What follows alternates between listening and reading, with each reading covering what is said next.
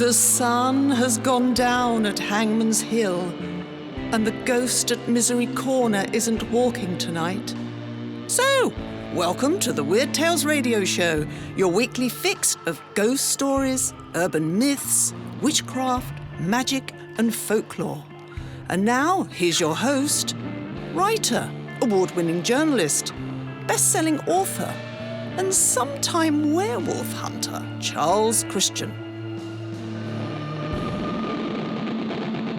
Hello and welcome to another episode of the Weird Tales Radio Show, the home of geek, folklore, paranormal entertainment, with me, Charles Christian, as once again we delve into the worlds of weirdness, urban myths, history, geek culture, ghosts, magic, witchcraft, the occult, and anything else I think will intrigue you. We've another interview coming up, but first, now the notional publication date for this show is Thursday, 24th of June. And I know we're also into the time of the summer solstice, longest day, Litha, midsummer's day time of the year. All festivals we've discussed before on this show. But I hadn't realised June the 24th is also International Fairy Day. It's a day for fairy believers, young and old, to celebrate the stories, magic and history of the fairy folk, or fairies, or fae, whatever you like to call them.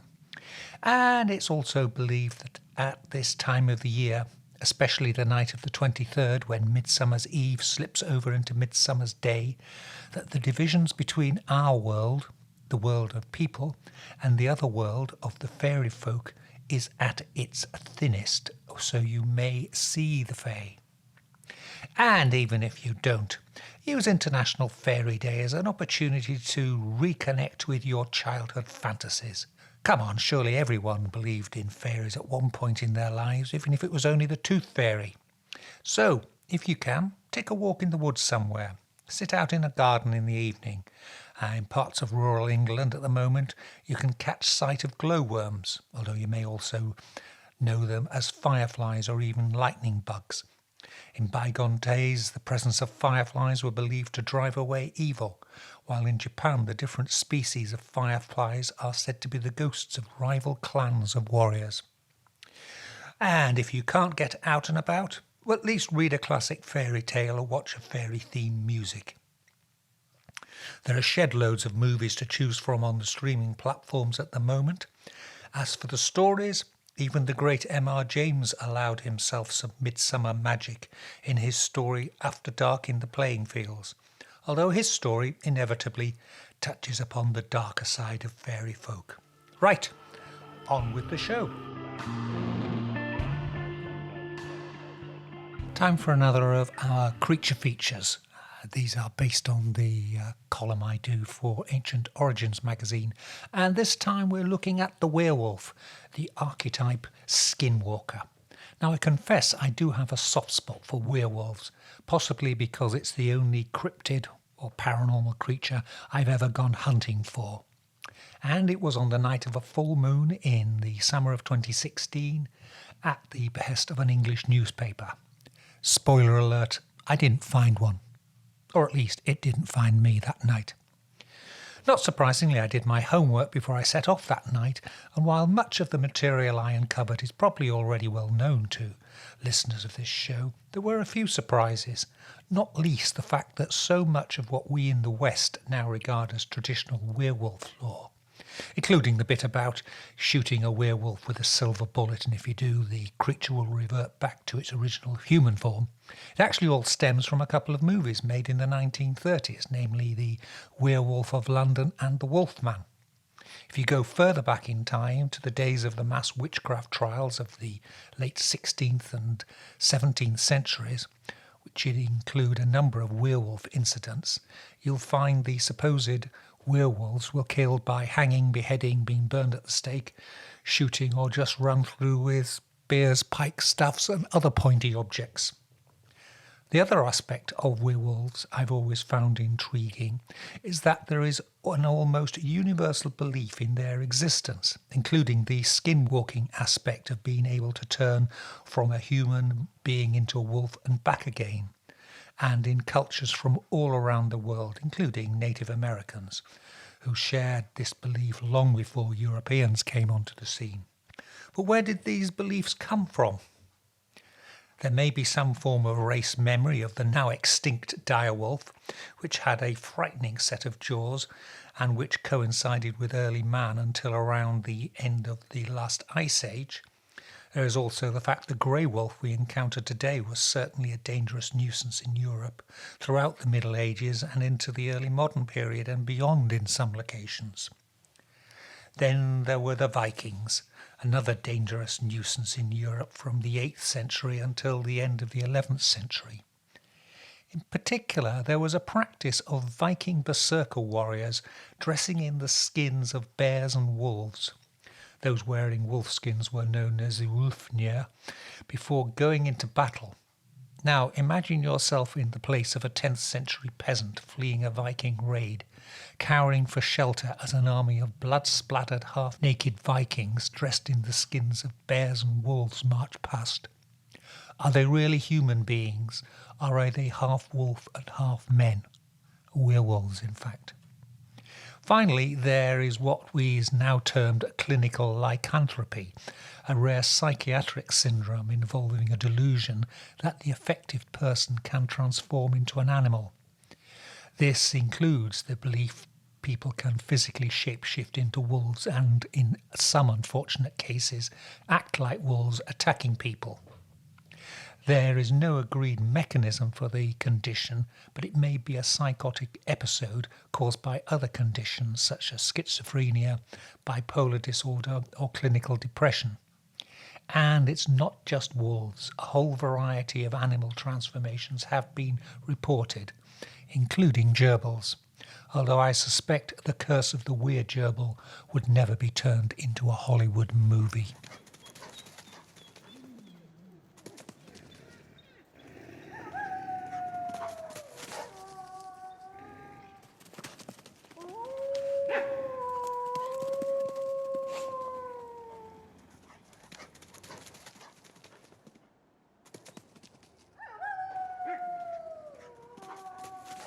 Now, we mentioned earlier on that we're at I suppose you'd say, magical time of the year with midsummer and the summer solstice. So I thought I would dig into the always excellent paranormal database, www.paranormaldatabase.com, to see what other events were happening in the UK, ghostly sightings, occurrences of that nature. And there's plenty. At Bellona Bridge, which is on the Isle of Man, and it's generally said to happen on the 20th of June. On this day, the fairy population comes out in force. If they are not acknowledged by anyone crossing the bridge, the fairy folk will have no hesitation in making their presence felt. This is a belief that sprites and pixies and the like, that you really should be polite to them, say, hello, gentle folk, or something of that nature, even doff your hat if you're wearing them, otherwise they can get very tetchy.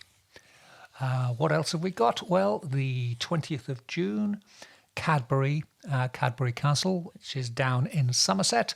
This is one of the occasions where King Arthur apparently makes a reappearance, and he's said to be seen on the road escorted by mounted knights carrying lances, and they travel back to Camelot because Cadbury is thought to be the location of Camelot. And there is a report of one man in 1995 who said he encountered an armoured man holding a standard on a horseback, and a figure disappeared around a corner, though there was no place that he could have gone.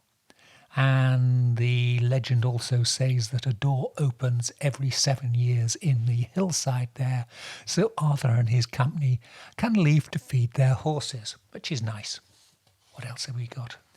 Arthur's Table, again.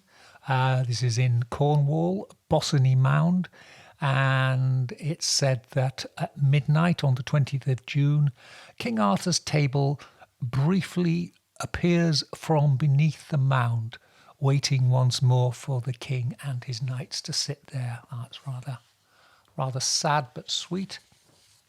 over in County Wicklow in Ireland.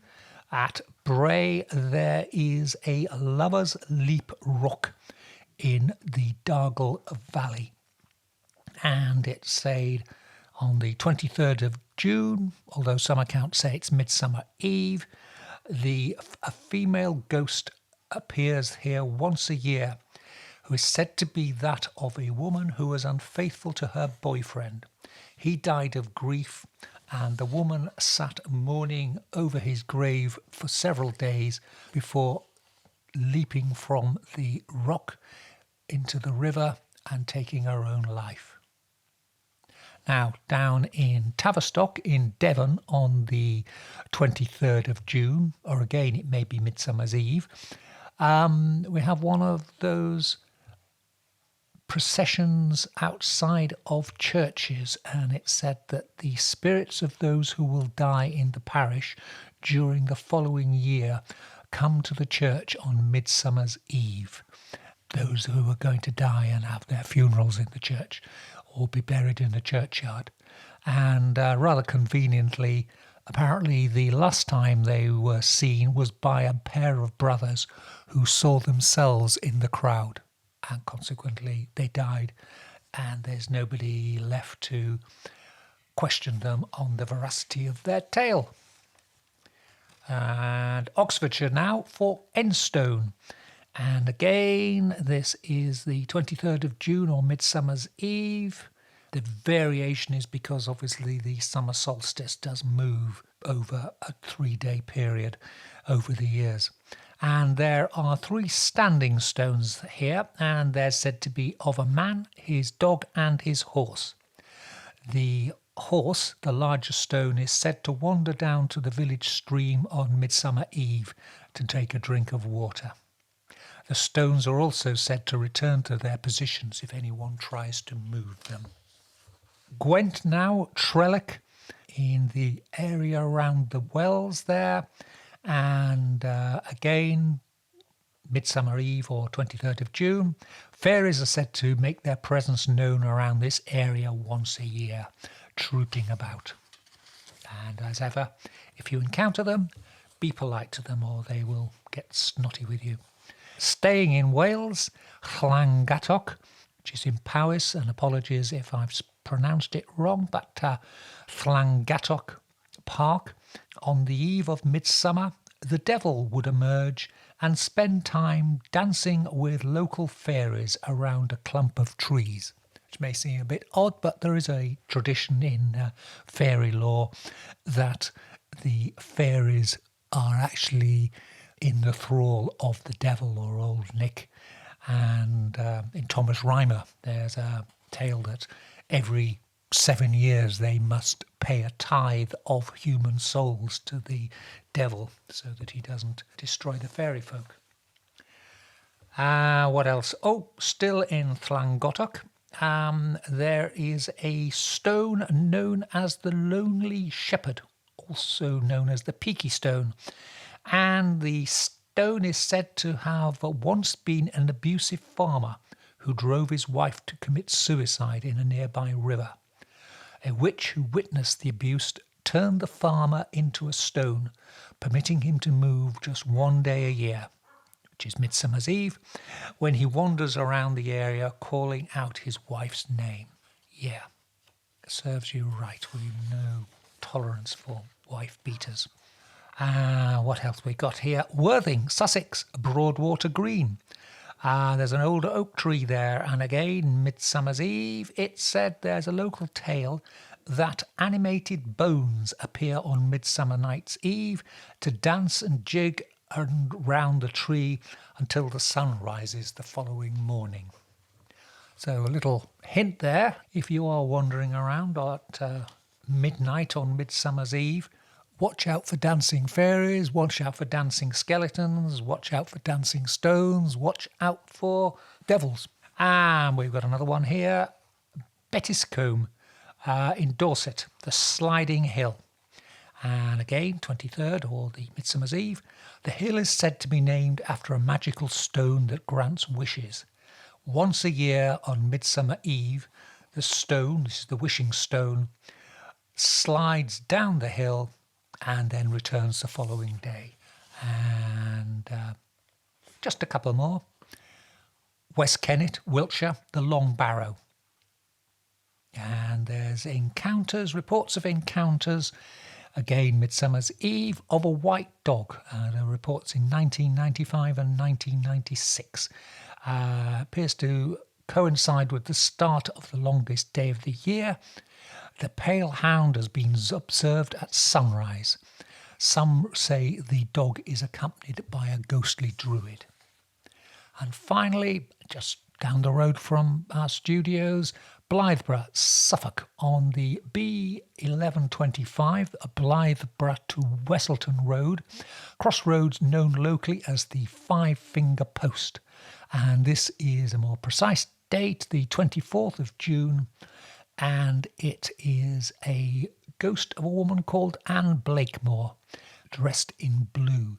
And it said she was murdered in 1750 on this date, and the ghost walks on the 24th and has apparently developed a habit of running in front of cars, convincing drivers that they've run over a living person.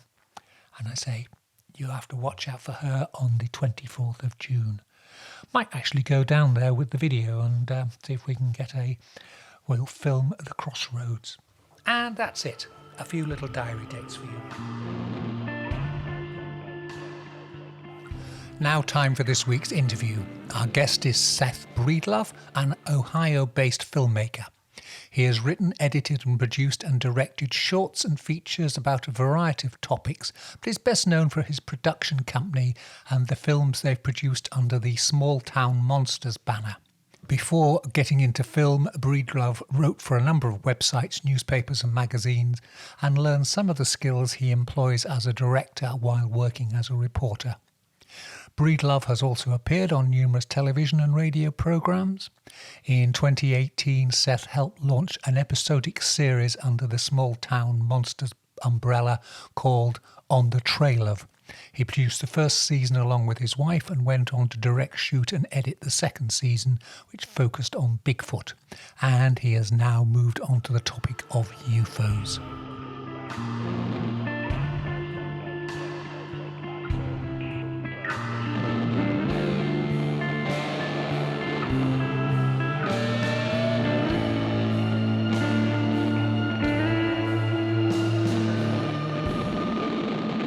I suppose one of the first questions, now you make films about cryptids, cryptozoology, UFOs, things of that nature. What got you interested in it in the first place? I mean, was it a case of you got a gig making a film about it and then thought, oh, I can make a niche of it, or did you have a long-standing interest before you started making films? No, I didn't have a long-standing interest. I got into it in my mid-20s, and I'm almost 40 now. So it was something that came a little later in life. I think I'm just interested in the unexplained. I'm very interested in stories and storytelling, how legends evolve, how stories evolve over time to become something that they weren't when they began.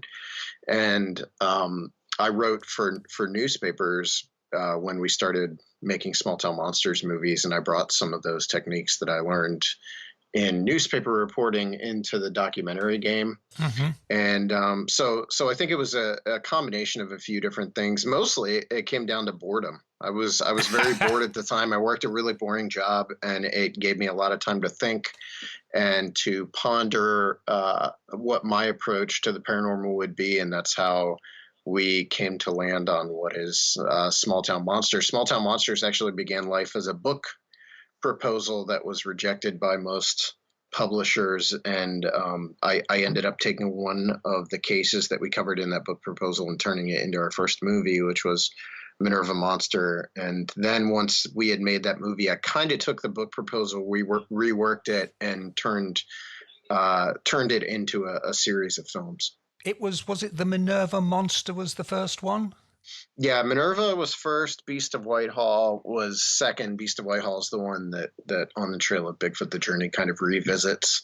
But Minerva was our first. But the thing about Minerva that is different from what we do now is with Minerva. I basically partnered with these two guys who handled all the camera work and editing, and I didn't love the fact that I had very little control over the final movie. And so with Beast of Whitehall, I kind of changed things up and started, focusing on shooting it myself and editing. Right. And did you have filmmaking skills before, or did you learn on the job, which obviously with modern software and Macs is now something that is viable, whereas, Sure. 20 years ago, 30 years ago, it would have been out of the question. Well, yeah, I mean, definitely I was always interested in filmmaking. I had a love for filmmaking. My director of photography, who works on all my movies, Zach Palmisano, him and I became friends because we both wanted to go to film school and be filmmakers. But I'd kind of given up on that. So when we made Minerva as a film, it didn't strike me that we were actually making a movie until long after it was out. So there were definitely techniques and skills that I was aware of when it came to filmmaking, but most of what we were doing was learning on the job, as it were. I mean, I think the biggest thing that I bring to our movies, and especially in the early days, is just a knowledge of how to tell stories, Yes, which is obviously the most important part of this. Yeah, precisely. And sadly, it's a thing that's often missing in many, certainly YouTube videos, etc. You lose the will to live halfway through. Yeah. Yeah. Right. Okay, I got you. You've filmed Bigfoot-related ones. You've also filmed, you're now starting or have started on UFOs. Of the, I suppose you'd call them cryptids, what was the most interesting one you've encountered? I mean, you've got, the Boggy Creek Monster, Mothman, the Flatwood Monster, the Bray Road Monster, which is very famous. Mm-hmm. My personal favorite as a story is the story of the Mothman of Point Pleasant, because unlike a lot of these cryptid stories, there's a very clear beginning, middle, end. That story follows a 3-act structure when you're boiling it down to just the 1966-67 wave of sightings that happened in Point Pleasant, West Virginia.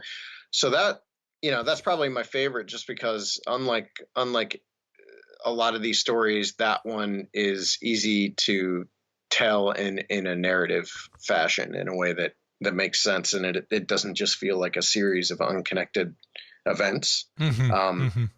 Everything in the Point Pleasant case sort of built up to something, and that something was the collapse of the Silver Bridge, which took place in 1967 and resulted in the loss of 46 lives. So, you don't have that opportunity to have a story have that kind of flow to it when it comes to reality, but that story does. And so, that's probably my favorite, just in terms of storytelling. It's such an interesting one to I guess, condense down into a documentary format. I love revisiting these Bigfoot topics because it takes me out into parts of the country that I don't get to go to otherwise. But in terms of just the story itself, it's the Mothman. Right. Yeah, I mean, Bigfoot must be difficult because there's supposed sightings from all over the country, all over North America. It really doesn't seem to have progressed much beyond the famous or infamous clip of Bigfoot walking across a clearing in a wood, however many years ago, 30 years, 40 years ago. Mm-hmm. Yeah, I think for me, that kind of makes Bigfoot fun to cover, because I do feel like there's a lot of interesting stories out there that haven't been covered and haven't been told. So that's why we keep revisiting Bigfoot. But Bigfoot, you had to kind of approach it from a regional standpoint rather than being able to look at a broader topic, because the mythology related to Bigfoot, it's older, but it doesn't have the same kind of ancient maybe mythology that something like the Bray Road Beast does, where you can dive back into like the Beast of Jevedon stories and some of the mythology that's built up around werewolves. Bigfoot, honestly, despite the fact that there are sightings in nearly every country and nearly every continent on the globe, Bigfoot to me is very much an American an American story when I look at it. But I think there's so many unique aspects to Bigfoot that it's the one that I'll probably continually revisit, even if God forbid, like Small Town Monsters were to close down or something like that. I think I would still be revisiting the Bigfoot subject because it's so unique and interesting, and you have so many witnesses, so many interesting dynamics within the community itself. There's sort of an endless amount of Bigfoot drama to cover amongst the different disparate camps, revolving around theories as to what these things are and how they should be treated, and whether or not we should bring in a body and all those kinds of things. I mean, my first series about this topic, On the Trail of Bigfoot, The Legend, and On the Trail of Bigfoot, The Search, those two episodes really got into the minutia of how the community functions, how different researchers view one another, and the drama that can build up just around that. So that's completely discounting all the amazing and fascinating witness stories. You've got all this interpersonal drama that takes place within the community itself. So to me, there's like an endless wellspring of stories to be told about the Bigfoot topic. Yes, I must admit, I see some reports and people saying, what we've got to do is catch a Bigfoot and shoot it and bring it in. And you think, well, if it really exists and is some rare hangover from, species, the last thing you want is to push it further towards extinction. Yeah, I think that in itself is a very interesting side note to the whole Bigfoot subject. There's been so many very volatile arguments that have erupted within that community around whether or not a Bigfoot should be shot and why you would do such a thing and what the end game would be if you did that thing. I've focused on people within the Bigfoot world who have gone out into areas where they claim to see Bigfoot, and their sole reason for being there is to bring in a body. The thinking tends to be that if we can present a body to science, then you can definitively prove they exist, and that would, help with some sort of conservation effort to protect the habitat of what these things might be if they exist. And so there's any number of really fascinating stories about Bigfoot. Yeah. Now, some of your films are made under the Small Town Monsters label, and some are on the Trail of. Are they merely just sort of subsets of the same thing, or is it a slightly different approach? Yeah, they're all made under Small Town Monsters. That's actually the name of the production company. But definitely the main Small Town Monsters series are basically our films like The Mothman of Point Pleasant and The Flatwoods Monster or The Boggy Creek Monster. And those films tend to be simply retellings of cases from around the country. We go to a place, we interview witnesses, we talk to some locals, we learn about how those cases impacted the local culture. And then those films tend to be very cinematic and focus heavily on recreations and just kind of like integrating a really unique film style into a documentary format. Whereas On the Trail tends to be more raw, a little more. We spend a lot more time out in the wilds or the woods, depending on what the topic is, with people. We go to sighting locations with people, and On the Trail of, the crew itself tends to be on camera quite a bit, whereas in the main series we're never seen or acknowledged in any way. So it's basically just a way for us. On the Trail of sort of began life as a way for us to do our own variation on the the old Leonard Nimoy In Search Of series. And yes. I think it's evolved into something else entirely now, where we can do movies like On the Trail of Bigfoot, The Journey, that are very personal, that tell a personal kind of story.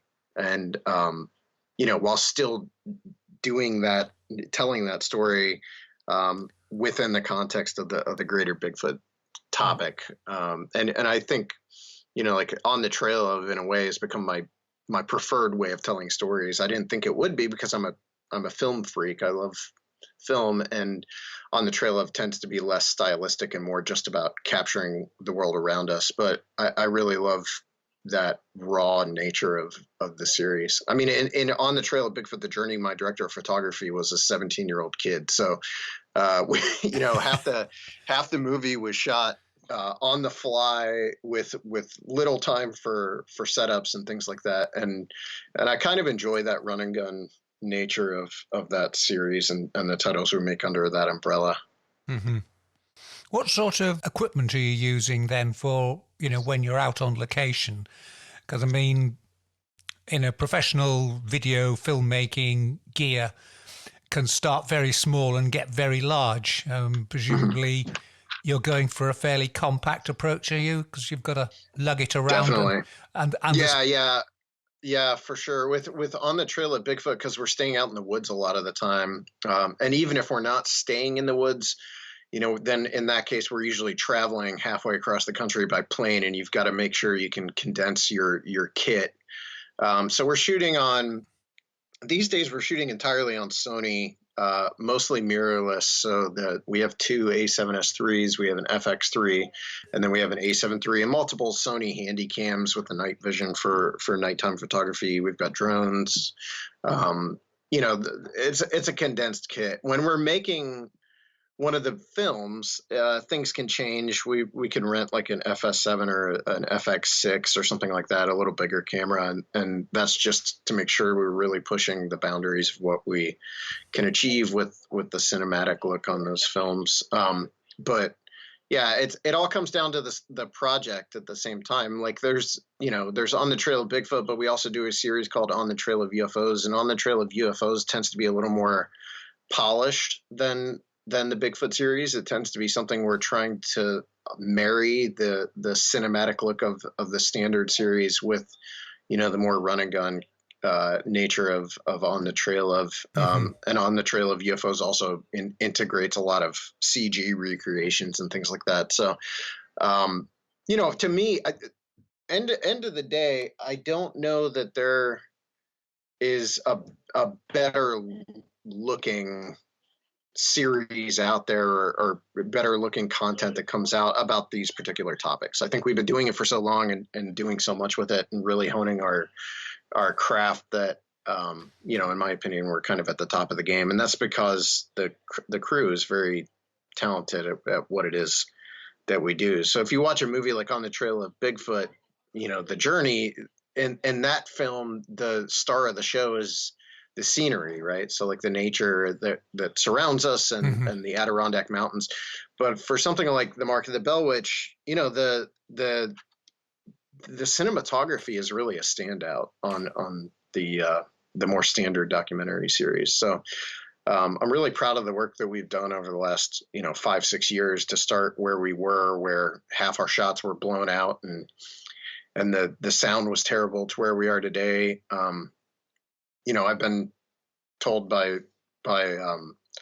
like Mike Doherty and Adam Wingard, those guys enjoy our movies. So I know that there's people in Hollywood who recognize what we're doing as well. Yeah. I mean, The Mark of the Bell Witch must be a difficult one because things like Bigfoot are ongoing, as indeed many of the other cryptids, whereas Bell Witches, we're talking early 19th century, aren't we? And everything's gone, everyone's dead, everything's changed. Yeah, that was a tricky one. That's the first project we worked on where we didn't have living witnesses to sort of talk about their own sightings and things like that. So we were really forced to kind of come up with a unique and creative way to tell to do recreations and to bring the story to life. And at the end of the day, that's probably one of my favorite movies we've made, just because it really taxed us in terms of how we approached the creative end of that. And I think, like, just traditionally with STM, our best movies tend to be the ones that are that really push the boundaries of what we can achieve on the budgets that we're working on. Mark of the Bell Witch was shot for, probably around $18,000, and I think it's a really, really a beautiful movie at times. And just what we're able to achieve on the budgets we were working on is surprising to a lot of people. You're listening to the Weird Tales radio show with Charles Christian. Turning to UFOs, that's a bit of a sort of jump from cryptids, isn't it? And you're into a whole different area of people with strange ideas about their UFO encounters. What turned you onto that one? Because that's sort of a bit of a rabbit hole to go down. Well, I think it just opens up the type of stories that we're able to tell. UFOs were present in the Mothman movie that we made all the way back in 2017. So they've been a part of our films for a while. To really delve into the UFO subject as a whole, that really did open up what we were able to focus on and the types of stories to really get into like some of the conspiracy aspects of ufology. And you've got the whole abduction angle. So there's just so much you can do with that particular topic. And I think that was really attractive to us when we started making it. And just in general, we had been asked for a long time if we were going to do something that really got into UFOs as a subject. So that's what kind of brought us around to do On the Trail of UFOs. One thing you don't appear to be filming are ghost stories, hauntings. Is that because the market's already saturated with the various TV series, or? Actually, we do a series. On the Trail of Hauntings is our YouTube member exclusive. So it comes out exclusively on our YouTube channel for people that are members of our YouTube channel. And I agree, like the market's incredibly saturated for ghost hunting. And so I gave that series over to Santino Vitale, who does all of our effects work. And Santino had some interesting ideas for how to approach that. Basically what we do is make a show where the STM crew goes out and looks for ghosts, and then nothing happens, but there's a lot of laughs along the way. So that's kind of like our approach is basically to make maybe the only honest ghost hunting show out there. Yeah. And most of the time we don't find anything. None of us have been haunted yet, despite looking for ghosts during the making of these. But yeah, it's really, I think the way Santino put it when we talked about it the first time was it's like comedians and cars getting coffee meets like ghost adventures. And it's a very, kind of silly, fun show, and it has a very unique approach to ghosts and ghost hunting, ghost stories. Oh, brilliant. If somebody wanted to get a good introduction to the films you're making, where would be a good place to start? Like if you're looking for a specific title, I always just suggest starting with the Mothman at Point Pleasant. I think it's the one that more people kind of come to or find us through. Beyond that, On the Trail of Bigfoot, the Legend is probably the biggest thing we've made in terms of audience. Either of those two will introduce you to the larger Small Town Monsters stable of titles really well, I think. Most of our titles, if not all of them, are available on Amazon, or iTunes has a lot of our titles, Google Play, Vudu, Tubi TV. I mean, at this point, you can kind of find Small Town Monsters just by searching for them, and you'll dig up pretty much everything we've done fairly easily. But yeah, I would start with On the Trail of Bigfoot, the Legend, or the Mothman at Point Pleasant, and then there's On the Trail of Bigfoot, the Search, and now On the Trail of Bigfoot, the Journey, and then there is a sequel to the Mothman of Point Pleasant called The Mothman Legacy that kind of picks up where that one leaves off as well. So that's a good starting place. Yeah. Now, I've got some notes here. I'm not quite sure how up to date they are, but it's saying you've got an upcoming film, but it may well already be out, called The Howl of Rougarou. Yeah, that's the one. I'm actually sitting here editing that one today. So we're in the process of putting that one together, and that'll be out later this year. I think mid-September, that one will drop from 1091. So 1091 picked that one up, and it'll have, another one of these full-scale sort of distribution release campaigns. And It's a unique take on the real werewolf sort of mythology, especially when it relates to the Deep South. I mean, it's an area that isn't like anything else we've ever filmed before. We went into the Atchafalaya Basin to film parts of it, which is like one of the deepest swamps you can find in America. And we filmed all around there. And then the movie itself, the recreations have a really strong found footage inspiration that we're pulling from to make those recreations. So it's continuing to sort of push the style of what we do with our films, and doing it, I think, in a way that the audience is going to find really exciting, especially coming out, just before Halloween. Yeah, no, that's always a good time. Always a good time. And what about future projects? Yeah, this is our biggest year by a landslide. So we've got On the Trail of Bigfoot, The Journey just dropped today. Oh, right. July we've got August is our next, that'll be On the Trail of UFOs Dark Sky. That's out in mid-July or mid-August. And then September is Howl of the Rougarou. November is On the Trail of Bigfoot, The Discovery. And then in December, we're putting out a movie called On the Trail of the Lake Michigan Mothman. So at the end of this year, we'll have put out 6 movies, into wide release. I mean, technically the Mark of the Bell, which came out in December of last year, but it was picked up after the fact by 1091 and then kind of released on a larger scale. So technically we'll put out 6 movies this year. We also have a YouTube channel that we're building content for as well. So there's a series over there called Beyond the Trail that comes out kind of sporadically throughout the year. And then we do a video series where some of the STM crew analyzes purported paranormal evidence called Paranormal Unexplained. And then we also do a lot of like behind the scenes type of content for channel members. So we're pretty much constantly working on something, sometimes multiple things at any given time. How big a team have you got then? I would say core group is probably 6 or 7 people. Yeah. But the STM team as a whole is probably much larger than that, 12, 15 people that are consistently working on the movies in some fashion or TV or YouTube content or something. So it's always been this way.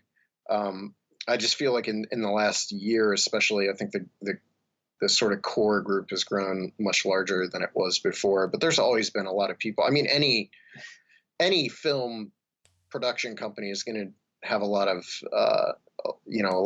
people involved, and ours is no Yes, different. I yeah. mean, we wouldn't be where we are if it weren't for the people that work on these things. Yeah. And presumably a lot of what you were doing was held up last year with lockdown and everything.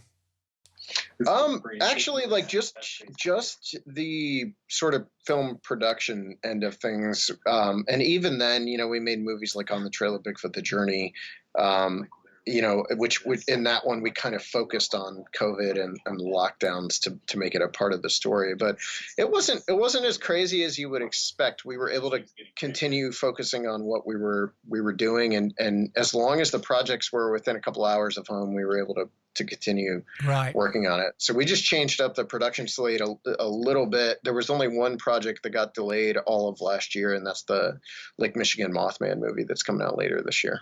You personally, you've talked about Mothman. Which of these things you've investigated or made films about has personally been the most interesting for you? It's Bigfoot. I mean, I'll always come. Yeah, I'll always come back to Bigfoot. I think it appeals to the things that I really enjoy. Whether it's story or nature related. I like spending time outside. I like going for hikes and spending time in the woods and seeing new places and traveling. And there's just something about Bigfoot that appeals to that part of me. And I don't get sick of it. When you're making these kind of stories for a living, you can definitely get burned out on some of these topics if you focus on the same sort of topic too many times. And so far, Bigfoot's the thing that I keep going back to. So it's definitely Bigfoot. Yeah. Now I've got a note here about a case you covered. One was the Kinderhook creature. Mm-hmm. What was that? That's one that's completely off my radar. Yeah, that's actually part of On the Trail of Bigfoot: The Journey. So there's a town named Kinderhook in upstate New York. It's actually sort of the Hudson Valley Hmm. area of New York, and it's actually, in a way, that town is where the legend of Sleepy Hollow was born, because Irving was actually staying in that town when he dreamed up the concept for the legend of Sleepy Hollow. Um, so it's a town with a weird history of things, strange things happening. You know, they have a lot of ghost stories, and there was a rash of sightings in the 1950s of what they called the Kinderhook Blob, which was this white winged creature that was seen by a lot of people. But in the 70s and into the 80s, and I guess still up to present day, there's sightings of what they call the Kinderhook creature, which is I guess you would call it a Bigfoot type creature. It hasn't been seen, um, maybe in as clear a way as a typical Bigfoot. A lot of the times people are simply looking at red eyes in the night, or they're Hmm. encountering something screaming at them in the dark. But we interviewed members of a family uh, that live on the edge of a swamp and a fairly large stretch of wilderness who encountered the creature behind their house, over a course of like 20 years, and they actually managed to capture some really interesting audio of what they think was the Kinderhook creature, uh, like screaming. So that's all part of On the Trail of Bigfoot: The Journey. On the Trail of Bigfoot: The Journey is, in terms of like story, it's very interesting because it dives back and forth between, really sort of small scale personal storytelling, and then into these much larger elements of the Bigfoot phenomenon as a whole, and that includes some of these regional monster stories like the Beast of Whitehall and the Kinderhook creature. Right. And the Beast of Whitehall, that was another Bigfoot then. Mhm. Yeah, that was, and we actually focused on the story back in 2016. We made a movie called The Beast of Whitehall. Right. Where's Whitehall as a matter of interest? That is right at the base of the Adirondack Mountains. So it's in upstate New York. It's I would probably call it the Bigfoot capital of the East Coast here in America. It's definitely a place where people go to sort of experience Bigfoot culture. They have a Bigfoot calling contest every year and a huge festival that entirely centers around Bigfoot. So it's kind of like on the West Coast here we have Willow Creek, which is where the Patterson Gimlin film was shot, and this is sort of comparable to that, but on the East Coast. Did you win an award for that, Beast of Whitehall? Yeah, we won some film festival awards. That was actually one of the. I don't think we submitted too much after that one. In the early days of Small Town Monsters, we were kind of figuring out how to do all this stuff, and I know with that movie, we submitted it to a lot of film festivals, and I think what kind of turned me off to film festivals is that they can't get past the topic of our Hmm. movies, the subject of our movies, and so they kind of ignore the filmmaking or the craft side of it, and simply look at it. Maybe put their nose in the air toward it because it's about Yeah. Bigfoot instead of death row inmates or something. Yeah. Um, so yeah, we kind of have quit even submitting to film festivals since then. But Whitehall did get a little bit of love, especially regionally here in Ohio. Yeah. Yeah. Does Ohio have its own particular monster at all? Yeah, the Minerva Monster, which is the focus of our first movie, that's an Ohio monster legend, and that the town of Minerva, was maybe 20-25 minutes from where I grew up as a kid. So I grew up very aware of Minerva Monster, the Minerva Monster case, and the kids in my neighborhood at night used to say, "Don't go out after dark, or the Minerva Monster will get you." So it was one of those local legends you kind of grew up aware of. And I think it's probably in Ohio. It's probably one of the most famous. I mean, technically, the thing about that is technically Ohio bears a little bit of the blame for the Mothman as well, or I guess adopts some ownership of the Mothman, because a lot of the initial 60s sightings of the Mothman took place in Gallipolis, Ohio, which is just across the river from Point Pleasant. But obviously, because of the Mothman Museum being situated in Point Pleasant, most consider Mothman a West Virginia icon. But Yeah. I think Ohio gets to claim some ownership of it as well. That's wonderful. And are you purely based filming in the United States, or do you have plans to go further afield when travel opens up?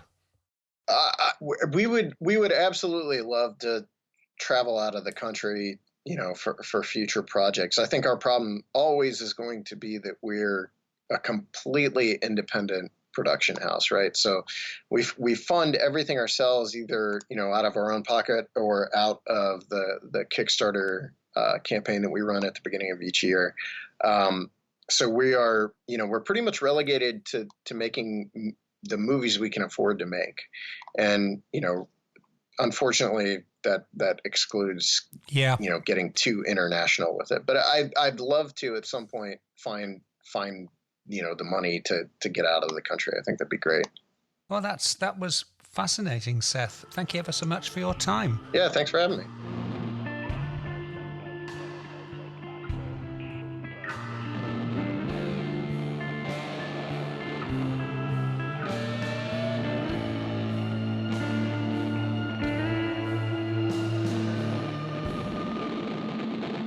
Once again, a big thank you to this week's guest, Seth Breedlove. Love his line about producing the only honest ghost hunting show, which of course is real life, because in 99.9% of ghost hunts you actually encounter nothing.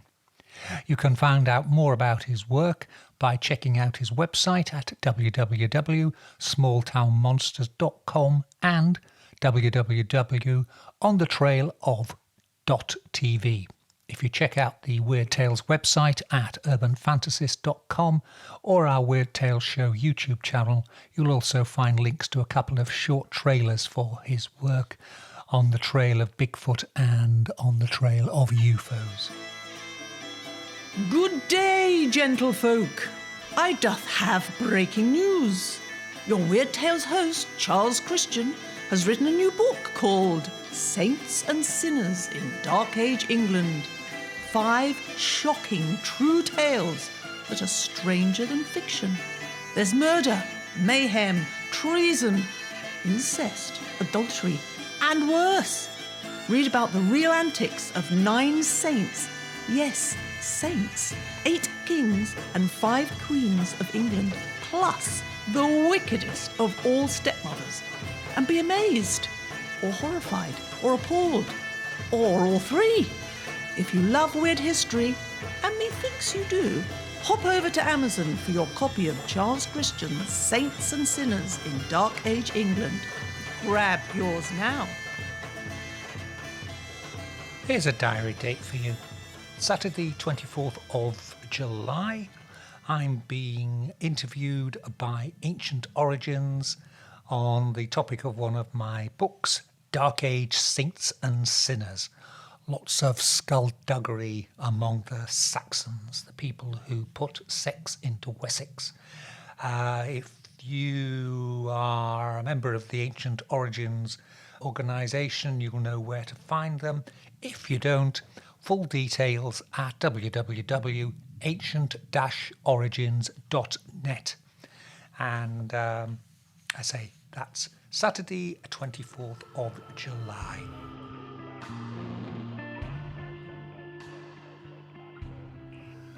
The other night I was tracking down some old 60s era music clips on YouTube when I stumbled across Zoot Mooney, whose original outfit was the Big Roll Band and who later went on to play with Eric Burdon and the Animals.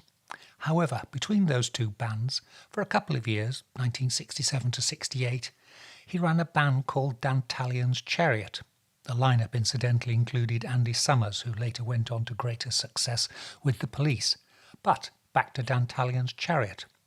They were very much riding the psychedelic wave and had one of the best light shows this side of the Atlantic. I actually saw them in my hometown of Scarborough around this time. But as I was looking at them on YouTube, the thought crossed my mind, who or what was Dantalion? It turns out the answer can be found in the Ars Goetia, which is part of an anonymous 17th century grimoire on demonology called the Lemegeton, or the Lesser Key of Solomon. According to the grimoire, Dantalion is a powerful great duke of hell with 36 legions of demons under his command. He is the 71st of the 72 spirits of Solomon, whatever that means. He teaches all arts and sciences and also declares the secret counsel of anyone, given that he knows the thoughts of all people and can change them at his will.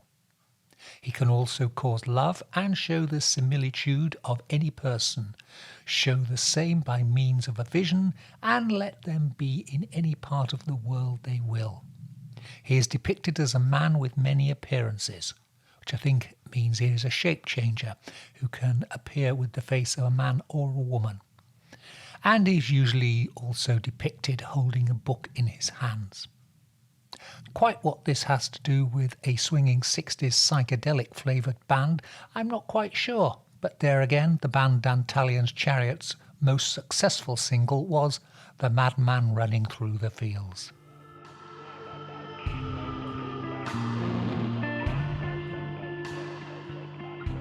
And that's it. But before we go, we mentioned at the start of the show that the 24th of June is International Fairy Day.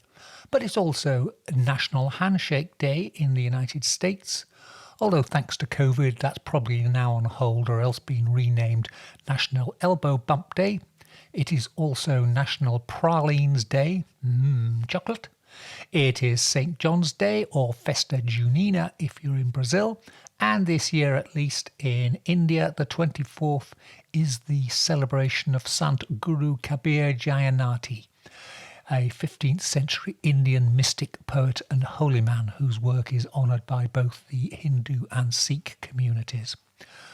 Although some of his verses are still all too pertinent in today's crazy social media times. Here's a little line. I see the world is mad. I tell the truth, they rush to beat me. If I tell a lie, they trust me. Sounds like a few politicians. Now it just remains for me to say this is Charles Christian saying thank you so much for listening in. Please join me again next week for more weird tales in weird times. Until then, stay well, stay weird. Goodbye. Black Shuck, the demon dog of East Anglia, is baying at the moon, which means it's time for us to go. You've been listening to the Weird Tales radio show with Charles Christian, your weekly fix of ghost stories, urban myths, witchcraft, folklore, and the paranormal.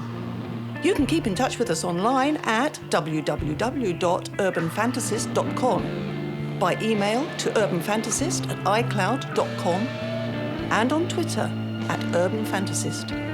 Join us again next week for another edition of the Weird Tales radio show. Goodbye.